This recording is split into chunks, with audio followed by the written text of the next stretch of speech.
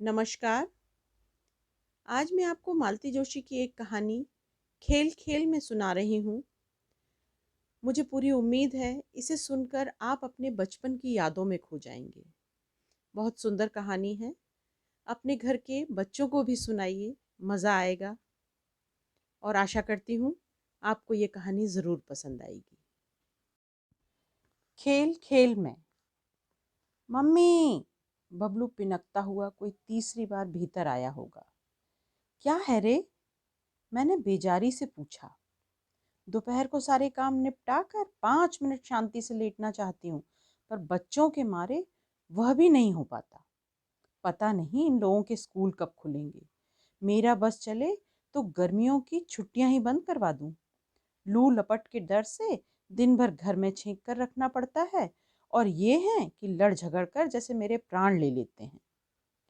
Mummy, वह बददस्तूर मुझे झकझोर रहा था। दीदी को देखो ना। क्या देखूं? हमें नहीं खिलाती। पिंकी, मैं चीखी। क्या है मम्मी? उसने वहीं से पूछा। जानती है ना कि भीतर आना खतरे से खाली नहीं है। भैया को खिलाती क्यों नहीं अपने साथ? खिला तो रहे हैं, ढीठ सा उत्तर आया। कहाँ खिलाती है? बबलू मुंह फुलाकर बोला। हमें हरिया बनाती है, बार बार बाजार भेजती है। इतना ताव आया मुझे। बाहरी लाड़ो, मेरे छोने को नौकर बना दिया। दंदनाती हुई मैं बाहर आई। पिंकी, तुम्हें शर्म नहीं आती? पर उसे देखकर मैं क्रोध का असली मकसद ही भूल गई। मेरी कलफ लगी प्रिंटेड साड़ी बांधे वह बड़ी तल्लीनता से अपनी गृहस्थी में डूबी थी। मैं तो तिलमिला गई। सत्यानाश करके रख दी साड़ी। मरा धोबी 1-1 रुपया ले लेता है। आजकल तुम्हें वह लाल वाली साड़ी दी थी ना मैंने। अलमारी क्यों छुई तुमने मेरी? रोज रोज क्या एक ही साड़ी पहनी जाती है? उसने रोनी सी आवाज में कहा। सहेलियों के सामने फटकार खाकर उसका चेहरा इतना सा निकल आया था, खासकर तब जबकि वह उन लोगों की मम्मी बनी हुई थी। पड़ोस की दोनों लड़कियां पिंकी से 1-2 साल छोटी हैं, इसलिए वह हमेशा उन पर रुआब गांठती रहती है। वे भी बड़े विनीत भाव से उसके आगे पीछे डोलती रहती हैं। तभी तो उन लोगों के आते ही बबलू दूध की मक्खी के समान निकाल कर फेंक दिया जाता है। और मुझे फिर से अपना मंतव्य याद आ गया। तुम्हें शर्म नहीं आती? मैं गरजी। अपने भैया को नौकर बनाती हो? तो क्या करें मम्मी, उसने ठुनकते हुए कहा। दिन भर घर में बैठा बैठा तंग जो करता रहता है। ये ना आंटी, बार बार खाने को मांगता है। स्वाति उसके सुर में सुर मिलाकर बोली। ये लोग भी तो खाती हैं। बबलू ने अपना पक्ष प्रस्तुत किया। आंटी, हम तो अपना हिस्सा बचा बचा कर खाती हैं। चपटी नाक वाली पूनम गाल फुलाकर बोली। यह तो अपना हिस्सा एकदम चट कर जाता है, बार बार कहाँ से दे? हमने ड्राइंग रूम सजाया था, सब बिगाड़ कर चला गया। पिंकी ने एक और शिकायत दर्ज की। शिकायतों का पुलिंदा जरा भारी हो चला था, इसीलिए मैंने कुछ सोचकर तजवीज पेश की। देखो, ऐसा करो, इसे पापा बना दो। दिन भर दफ्तर में रहेगा, शाम को सब्जी लेने भेज देना। धत! पिंकी ने मुंह बिचकाया। ऐसे सड़े से आदमी को पापा कौन बनाएगा? बढ़िया ही पापा वाली। मुझे भी ताव आ गया। बबलू को जबरदस्ती गोद में उठाकर मैं भीतर ले आई। तू तो मेरा राजा बेटा है ना। चल, तुझे मैं तस्वीरों वाली किताब दिखाऊंगी, अच्छी अच्छी कहानियां सुनाऊंगी। दीदी को तपने दे वहीं बालकनी में।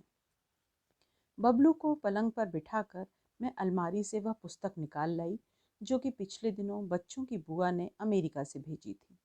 मैंने अब तक उसे बच्चों की और आस पड़ोस की नज़र से बचाए रखा था। बच्चों की पोशाकों के असंख्य नमूने थे उसमें। जितनी प्यारी पोशाकें थीं, उससे भी प्यारे वे बच्चे थे। मुझे तो हर लड़की की तस्वीर में पिंकी ही दिखाई दे रही थी। अभी कुछ क्षण पहले उस पर बरस रही थी मैं, और अब बेतरह प्यार आ रहा था।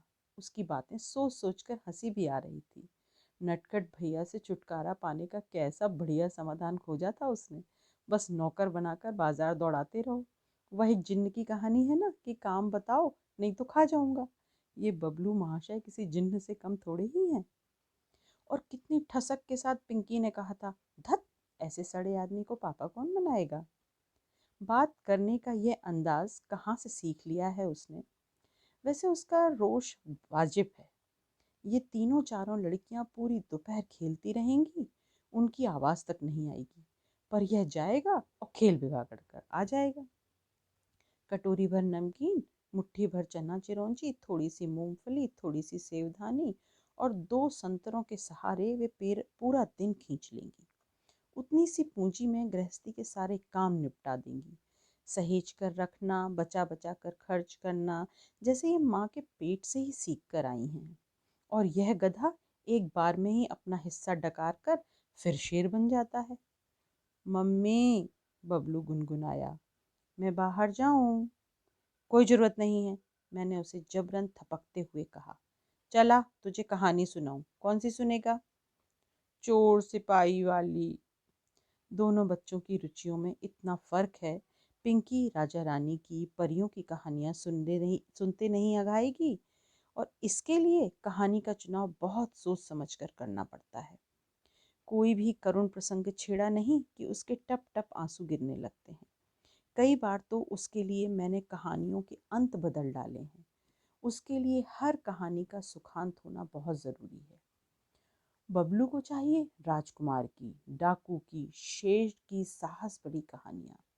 ये मार धाड़ वाली कहानियाँ सुनते उसकी अपनी भी मुट्ठियाँ तन जाती हैं, नथुने फड़कने लगते हैं। कई बार जोश में आकर वह पास रखी चीज़ को किक मारकर उछाल देता है। मेरी काम वाली बाई तो उसे गब्बर सिंह कहकर बुलाती है। कई बार मैं सचमुच चिंतित हो उठती हूँ, बड़ा होकर पता नहीं ये कैसा निकलेगा। इसकी महत्वाकांक्षाएं भी तो अजीब हैं। हमेशा truck driver, traffic police, band master बनने के सपने देखता रहता है। इसके पापा मुझे जब तक चिढ़ाते रहते हैं, ये तुम्हारा लाडला बेटा बड़ा समझदार है, ज़्यादा खर्च नहीं करवाएगा, जल्दी ही अपनी रोजी रोटी कमाने लगेगा। ज़्यादा ऊंचे मत उड़िए, कोई बचत होने वाली नहीं है, मैं उनका मुंह चिढ़ाकर कहती हूँ। वह आपकी नक चढ़ी जिंदगी भर की कमाई समेट कर ले जाएगी, देख लेना। मैं जग्गा डाकू की लोम हर्षक कहानी सुना रही थी, पर जब देर तक अपेक्षित प्रतिक्रिया नहीं हुई तो मैंने देखा बाएं घुटने की कमान पर दायां पैर टिकाए बबलू जी बिल्कुल पापा के अंदाज में लेटे सामने टकटकी लगाए हैं। उनकी दृष्टि का अनुसरण कर मैंने देखा कल ही कैलेंडर का पन्ना बदल गया था और नए पेज पर एक षोडशी आलीशान कार से टिकी खड़ी थी। बबलू जी एकटक उसे देख रहे थे और फिर एकदम से उसने कहा, मम्मी, अपन यह कार लेंगे ना? अब कार वार सब तुम ही लेना बेटे, मैंने दर्शन बघारा। हम तो इस जन्म में लेने से रहे। मेरी कार में तुम बैठोगी ना? जरूर, अपने राजा भैया की गाड़ी में नहीं बैठूंगी तो क्या पापा भी बैठेंगे ना? पापा का ठीक है, उसने कुछ सोच कर कहा, पर मैं दीदी को नहीं बिठाऊंगा। अरे पगले, दीदी क्या तब तक यहीं बैठी रहेगी? वह तो ससुराल चली जाएगी, अपनी कार में घूमेगी। ससुराल क्यों जाएगी? उसकी शादी नहीं होगी क्या? शादी के बाद सभी लड़कियां ससुराल जाती हैं। बुआ गई कि नहीं गई? बबलू कुछ क्षण इस संभावना पर विचार करता रहा। कार लेने का उसका उत्साह थोड़ा ठंडा पड़ गया था, क्योंकि उसका असली मकसद तो दीदी को अपमानित करने का था। कुछ देर तक चुप रहने के बाद वह बोला, मम्मी, मेरी भी शादी होगी ना? क्यों नहीं होगी, जरूर होगी। अपने राजा भैया की शादी में ऐसी धूमधाम से करूंगी कि लोग देखते रह जाएंगे। ऐसी सुंदर चांद सी बहू लाऊंगी कि बिल्कुल तुम्हारे जैसी ना मम्मी। ओ माँ, मैं तो निहाल हो गई। उसकी आंखों में छलकते स्नेह सागर को देखकर मैं तो जैसे लुट गई। मैंने उसे अपने से भींच लिया और बेतहाशा चूमने लगी। बीरबल के एक किस्से में पढ़ा था कि हर माँ की नज़रों में उसका अपना बेटा चांद का टुकड़ा होता है।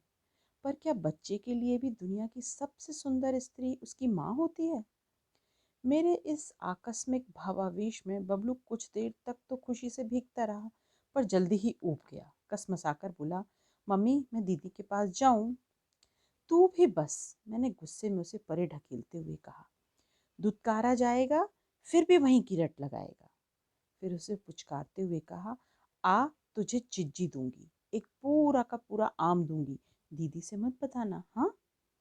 वादे के मुताबिक मैंने सचमुच उसे एक साबुत आम दिया, 5-7 टॉफियाँ दी, कटोरी भरकर खट्टा मीठा चिवड़ा दिया और बार बार उसे जताया भी कि ये सारी चीज़ें मैं दीदी से छिपा कर दे रही हूँ। वह निर्लिप्त भाव से सब कुछ ग्रहण करता रहा। फिर उसने अपना सारा खजाना एक प्लास्टिक की थैली में उलट दिया।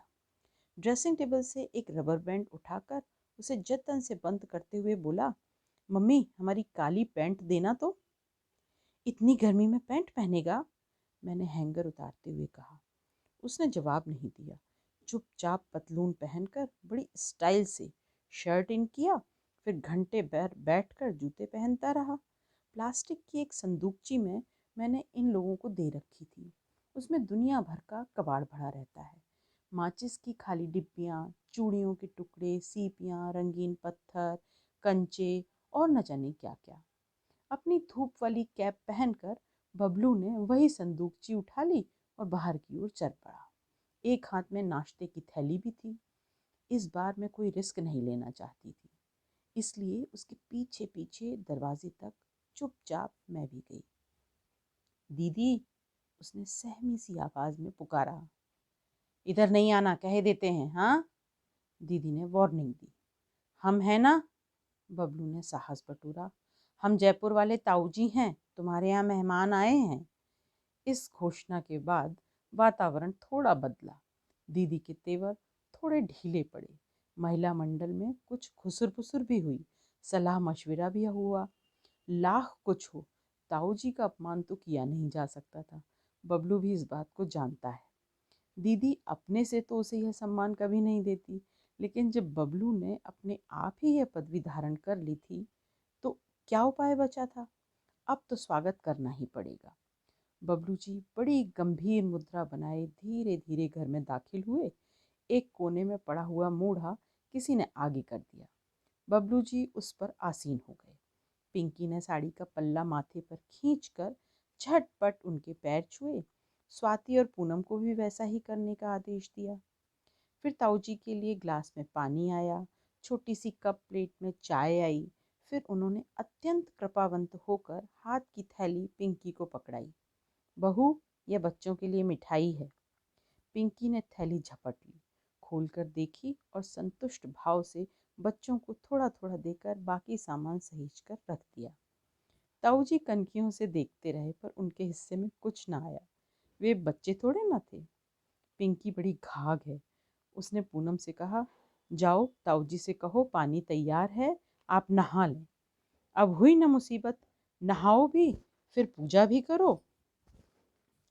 घंटे भर तक ठाकुर जी के सामने नाक दबाकर बैठे रहो, घंटी बजाते रहो। ताऊ जी बनना तो बड़ा महंगा पड़ गया था। नाश्ते का सामान पिंकी के कब्जे में था और यहाँ यह हाल था कि भूखे भजन न होए गोपाला। बबलू कोई कम थोड़े ही है। उसने फटाफट गाड़ी ओम जय जगदीश हरे लाकर खड़ी कर दी और कहा, बहू जरा भोग तो देना। पिंकी को झक मारकर पूरा थाल सजाना पड़ा। ठाकुर जी से तो बेईमानी हो ही नहीं सकती थी। ताऊ जी ने प्रसाद का थाल देखा तो खुश हो गए। थोड़ा सा बच्चों को पकड़ाया और बाकी स्वयं उदरस्थ कर गए। फिर परम तृप्त भाव से बोले, बहू झोला देना जरा, सब्जी ले आऊं। पिंकी खुश कि थोड़ी देर के लिए तो बला टली। सिर का पल्ला था कि बार बार खिसका जा रहा था। उसी समय स्कूटर का परिचित हॉर्न सुनाई दिया और ताऊ जी का झोला फेंक कर नीचे की ओर भागे। बहू रानी ने भी साड़ी उतार फेंकी और वे सीढ़ियों की ओर लपकी। स्वाति और पूनम भी उसके पीछे हो ली थी। उनके पापा के आने का समय भी हो चला था। यहाँ से वहाँ तक पसरी हुई अपनी साड़ी को तहाते हुए मैं बालकनी का मुआयना कर रही थी। आज फिर मुझे इनकी डांट खानी है। सुबह जब दफ्तर के लिए निकलते हैं तब भी घर ऐसा ही बेतरतीब फैला होता है और इनके लिए समय पर खाना बनाने की हड़बड़ी में दूसरा कुछ हो ही नहीं पाता। सब कामों से फुर्सत होकर दोपहर में सब वैसे का वैसा हो जाता है। ये जब घर में दाखिल हुए तब मैं कमर में पल्ला खोसे पिंकी की बिखरी गृहस्थी समेट रही थी और यह बड़े मज़े से पापा की बाहों में झूलती हुई शाम की सैर की फरमाइश कर रही थी। पापा के कंधे पर चढ़ा बबलू उनके समर्थन में तालियां बजा रहा था। ये कहानी आपको कैसी लगी? कमेंट बॉक्स में अपने कमेंट कीजिए, अपनी प्रतिक्रिया दीजिए। मुझे इंतज़ार रहेगा। आगे भी आप लोगों का इसी प्रकार मुझे सहयोग प्राप्त होता रहे, ऐसी उम्मीद है। प्लीज़ जिन्होंने सब्सक्राइब नहीं किया है, चैनल मेरा सब्सक्राइब कीजिए। धन्यवाद।